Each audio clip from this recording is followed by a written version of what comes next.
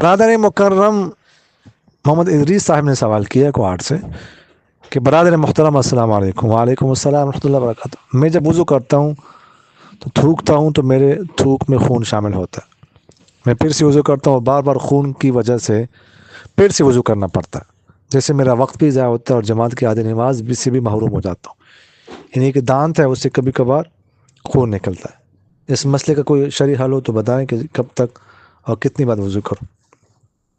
دیکھیے گا, خون اگر آ جائے تھوک میں تو کب وضو اسے ٹوٹتا ہے, تو اس کے بارے میں یہ ہے کہ اگر خون غالب ہو تھوک پر اس صورت میں وضو ٹوٹ جائے گا, یا خون اور تھوک برابر ہو تب بھی وضو ٹوٹتا. اگر تھوک غالب ہو اور خون کم ہو تو اس صورت میں وضو نہیں ٹوٹتا.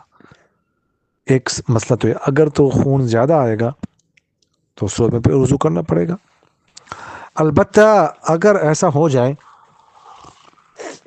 کہ اس سے خون نکلتا رہے مسلسل اور پوری ایک نماز کا وقت گزر جائے مسلسل نکلے, اتنی دیر بھی نہ روکے جتنی دیر میں انسان 4 رکعت نماز پڑھ سکتا ہے, پوری ایک نماز کا وقت گزر جائے, تو اس صورت میں ایسے شخص کو معذور کہتے ہیں. ابھی معذور ہو گیا. اب معذور کے لیے حکم یہ ہے کہ اگر اگلی نماز میں ایک دفعہ بھی یہ بیماری آ جائے تو یہ معذور ہے جب تک پوری ایک نماز کا وقت اس نہ گزر جائے کہ ایک دفعہ بیماری نہ آئے. اگلی نمازوں میں اس طرح مسلسل آنا ضروری نہیں, بس ایک آدھ دفعہ آ جائے تو یہ معذور ہے. معذور کے لیے حکم یہ ہے کہ جب وقت داخل ہو جائے تو وضو کر لے. اب اس بیماری سے اس کا وضو نہیں ٹوٹے گا. ہاں کوئی اور ایسی چیز پائی جائے جو وضو توڑتی ہے تو اسے ٹوٹ جائے گا, اس سے نہیں ٹوٹتا.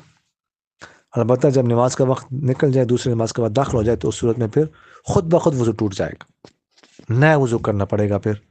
اور اس وضو سے تلاوت بھی کر سکتا ہے انسان, نوافل بھی, فرائض بھی, قضا نماز بھی, سب کچھ پڑھ سکتا ہے اگرچہ نماز کے دوران بیماری آ جائے.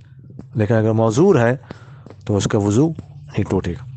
البتہ اگر پوری ایک نماز کا وقت گزر جائے کہ ایک دفعہ بھی بیماری نہ آئے تو اس وقت پھر یہ عذر ختم ہو جائے گا, ٹھیک ہے, پھر معذور نہیں سمجھا جائے گا.